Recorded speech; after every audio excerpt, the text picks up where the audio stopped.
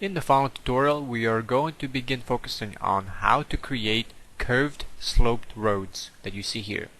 We're going to begin focusing on creating 90-degree sloped roads. Then we will continue on and we will create 180-degree or U-turns that we see here.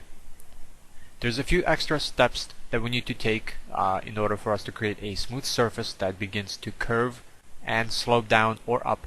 But the beginning stages of creating 90-degree turns and 180-degree turns are essentially the same as we covered in the beginning when we were simply creating 90-degree turns and 180-degree turns. So the first thing we're going to create is a 90-degree sloped curved road. And let's go over here and we will begin the same way as we were about to create a wide 90-degree turn that we covered previously. So first let me select the texture that we're going to use. And I'm going to go into the top view and I'm going to increase my grid to 16. I'm going to create a template brush that's going to be 512 by 512, which will make our 256 width road fit and curve around 90 degrees. So select the block tool and under objects use the drop down menu and select the arch. So let's create 512 by 512 template. And once we have that set, just simply press enter. The arch properties will come up and we need to input a few values. So the wall width needs to be half of the road. The circle, we need to have the arc only 90 degrees. We need to change our start angle to, let's try 270. Let's try 90. And that's what we want. We want it to curve to the right, like we see in the preview. And at height, we're going to set this to 0. The important part is the number of sides. We have been using number of sides set to 8 when we were creating 90-degree turns. For a sloped surface, for a sloped curved road, that's going to go down a considerable amount of units up or down, we may need to increase the number of sides, the number of brushes that are going to be in that curved surface. Good numbers are again 8, 12, 16. Those are good numbers to use for a 90-degree turn. So how do you know how many number of sides you want? Well, before we do that, let's go back and let's take a look at the roads that we already have. This is the road that has 12 number of sides. It has 12 brushes.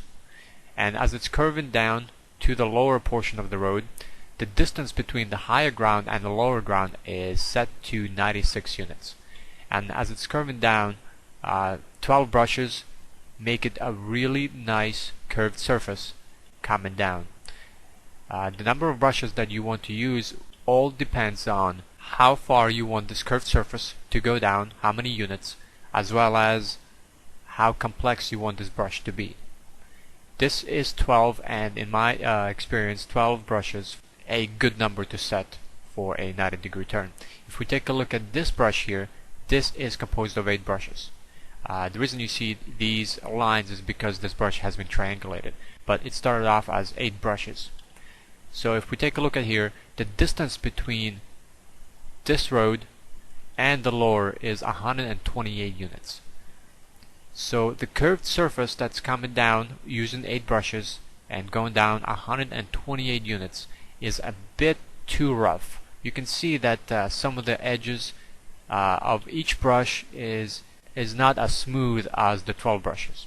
8 brushes will work perfectly fine if the distance between the higher ground and the lower ground is less. So this would have been fine if we didn't use 128 units between the higher and the lower. Maybe 64 would work perfectly good and would be a nice smooth surface.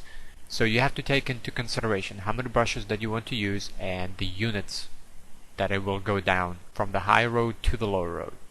So let's go back up and let's recreate our 512 by 512 template. Making sure that we are on the arch, we can simply click enter. So the arc is 90 degrees because it's a 90-degree turn. Wall width is going to be half of the road, and number of sides is going to be set at 12. Start angle, we're going to set it to 90, and height, we're going to leave it at 0, and we're going to click OK. And we're going to take this road and we're going to position it right onto the straight road so it's aligned. Next we need to do is we need to take the textures and make sure that our textures are aligned on the curved surface as we have done so before. So we're going to use the same method. We're going to select the type surface of the straight road, then we're going to Alt right click on the side of the road, and then we're going to select the side of the brush for the straight road with the new applied texture on it. Hold down Alt and right click on the side of the curved surface brushes, and then we just simply need to select each side of the brush of a curved surface and Alt right click on top of that brush, switching to each brush. And if we take a look at from the top, we can see that it has created a much nicer, smoother curve using 12 brushes. So next step is we need to figure out how many units that we want each of these brushes come down in order to meet the lower portion of the road. And the way we do that is we need to take into consideration how many brushes we have used. In our example here we used 12 brushes. So if we take 12 brushes and if each brush is going to be lowered 8 units each, it's going to create a nice smooth surface just like this. The distance between this higher brush and this lower brush is set at 96. And the reason we have 96 units from top to the bottom of the brush is this. We have 12 brushes on the sloped surface and we want to have each brush lowered 8 units each. So we have 12 brushes times 8 is going to equal 96. That's the lower portion of the road. That's how we chose how far this road is going to go down. And this created a nice smooth surface coming from higher road onto the bottom road, and every single brush was lined up properly and there was no hiccups in between. For this road we had 128 units. And how do we figure that part out? So what we did was we have 8 brushes here. So if we took 8 brushes and then we lowered each brush 16 units. So instead of 8 units we lowered 16 units each. So if we take 8 times 16 we have 128. So this gave us the value of lowering the lower road 128 units lower. So then we have 8 brushes and each brush was lowered 16 units.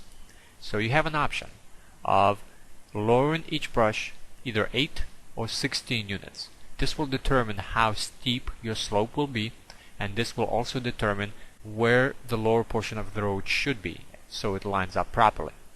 To figure out the distance between the higher and the lower brush, and I use the select tool, and if you just simply draw out the template it gives you the dimension of from top to bottom. So here on the bottom we had this brush and we had this brush, which we can see here. So let me expand this so we can see. So the distance between this brush and this brush, I simply took the select tool and draw out a template from the top of this brush to the top of the lower brush, and it has 128 units. So now that you know how to figure out the distance between higher and lower road and how many units each brush would have to come down, let's create the same type of curved surface that you see here on the other end. So we are going to take the amount of brushes that we have, 12, we're going to multiply by 8 units. We want 8 units in between each brush to come down. This will give us the value of the lower portion of the road, 96. If we decided that we want this 16 units each, this would give us a greater value to come down, but it also could have our road be a little more jaggedy than using 8. This would work just fine for other circumstances, so you would have to experiment what type of road you want, where this type of road is going to be. So a lot of issues that have to come under consideration of how steep you want this curve to end up. So we know that the distance between two roads needs to be 96. So let's take this road, let's duplicate it. I'm going to rotate it and I'm going to position it. So I'm going to take this road and I'm going to bring it down. So now I need to check what's the distance between the higher brush and the lower brush. So I'm simply going to draw the template, noticing that the top surface is lining up to the top surface of the bottom brush. So we have 96, so we know it lines up. So now, next step is we need to triangulate the brush. At this point, if we simply take our vertices and we begin moving them down one by one at 8 units between each, we simply leave it at that. This brush will not create a sloped surface. In the editor, it will look like it's a sloped surface, but when you render it and compile it, the vertices will jump around and it will create a broken up sloped surface. We need to take the clip tool and we need to triangulate each brush. So let's select the brush. Let's go into the top view. We're going to go into the clip tool and we're going to go from each vertice from inner to outer, and we're going to do that to single brush, clipping it in half and thus triangulating this brush. So first thing we need to do, we need to lower our grid. We need to make sure that each of these vertices are on the grid. So I'm going to lower it to 8, still not enough. 4 is not enough. 2 looks like it's right on point. So now I am going to left click, drag to the very top, making sure that each vertice of the clip tool lines up on each vertice of the brush. And we have to make sure that our vertices fall on the vertices of each brush. And we need to double check and zoom in and zoom out to make sure. Now we know that we have this brush and this clip tool lined up. We need to make sure that both are set to white, because we want to keep both of the brushes. So we're going to set them to white and we're going to press enter. And now we're going to move on to the second brush. We're going to zoom in, use the clip tool, draw from one vertice to the other, zooming in, making sure that we are positioning the clip tool on the vertices, and click and enter. So we're going to do this for every single brush.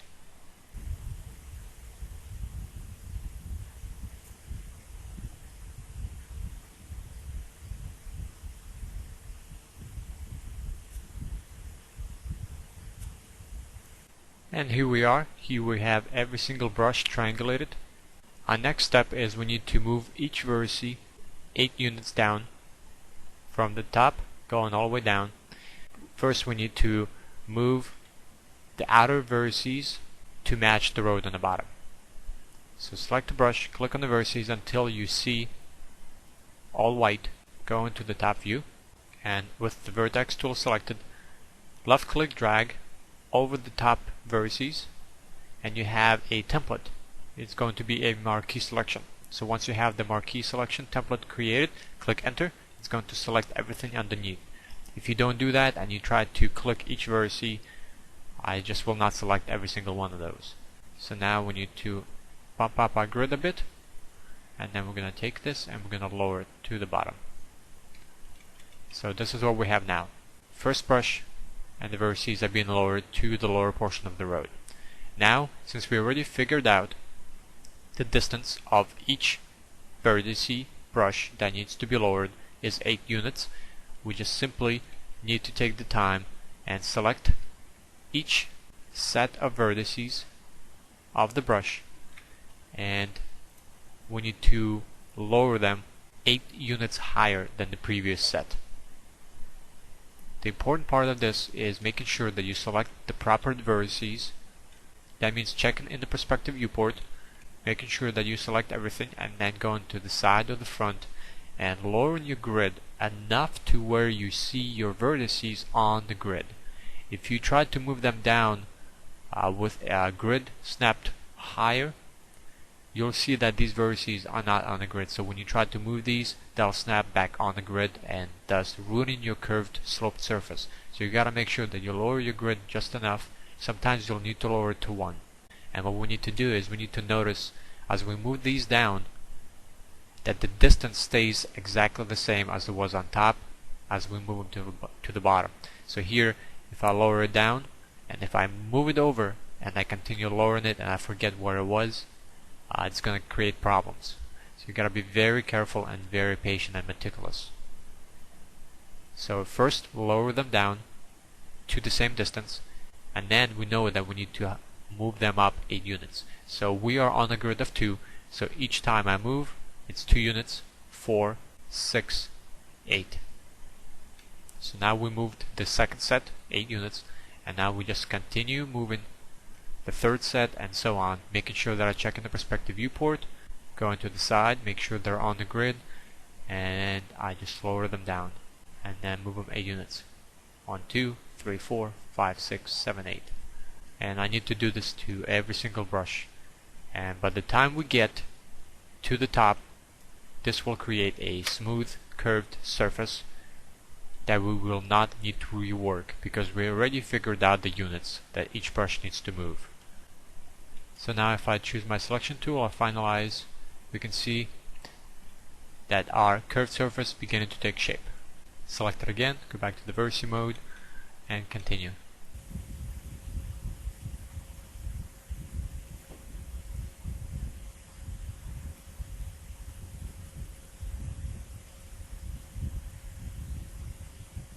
And here we have our curved road created, going from higher end to lower end.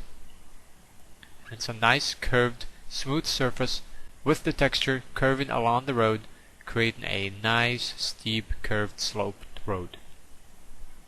Next step we need to do is we simply need to make sure that we turn this into function detail. So select it, Control T, set it to function detail. This is a complex brush, and we do not want this as a brush, we want this as an entity. So now we have a road and have 2 sloped 90-degree roads curving down into a lower portion of the road. To create a 180-degree sloped curved road that we have right over here, you have 2 options. The simplest option would just take the road that we created earlier, go in the top view, and just duplicate it once, rotate it, and duplicate it again, rotate it, and align it. And then just take the second road and just align it to the first. So this would be the simplest way to do a 180-degree curve going up or going down. This would give you 24 brushes in between both of these. It would create a nice smooth transition going from bottom to up. The distance between these 2 roads would be doubled. So if we go into the side view, if I draw from top to bottom, we have 192 units. So this is the distance between this lower road and the road that would be right here. So this is one option, and probably the fastest option. Another option would be is to take everything that we've learned so far on how to create a 180-degree curved road. So you would first create a full circle, 360 arc, then you would clip it in half, so you have a 180-degree turn, 24 brushes, and then you would take each brush and then you would triangulate each individual brush.